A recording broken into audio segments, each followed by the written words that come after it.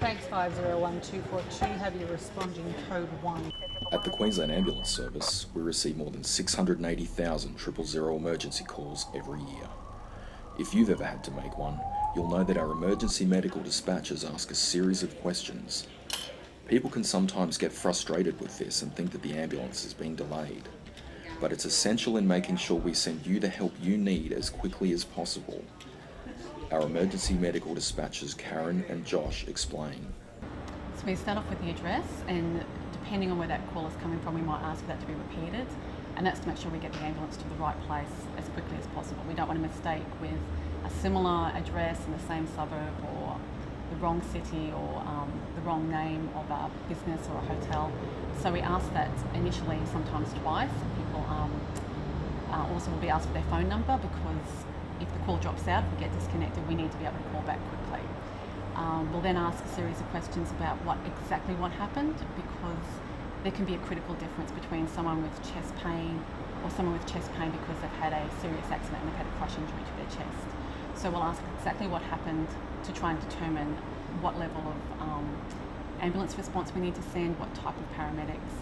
We'll ask the age of the patient, because that's critical obviously for our paramedics, and how they'll treat that patient, how many people are involved, because that will also affect the response that we send out. So if we don't send out the right response at that point in time, then we can lose time for that patient, which is critical. The other questions you'll get asked are things like, if you've got a laceration, how did it happen, when did it happen, how much blood loss is there? Because then we can give bleeding control instructions, and we can help you before the paramedics arrive. Loss of blood can be a pretty traumatic incident. If you can control that bleeding fast, well, you've got a better chance of survival. And other calls, seizure cases, CPR, they're quite intricate. A lot of questions will be asked, but there's good reasons for that. And basically what it does is it codes the job, and it prioritises bases those jobs. So that we have an idea of what's important and what can wait a little bit longer, because there's only so many resources, and we've got to get them to the ones that really need it. It doesn't delay the ambulance. If it's critical, if it's life-threatening, we'll send the ambulance straight away.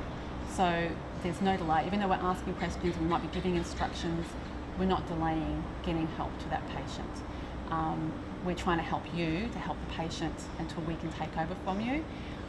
So that's also something people need to understand, is that sometimes these questions are helping us determine what we need to tell you to do until we can come and take over.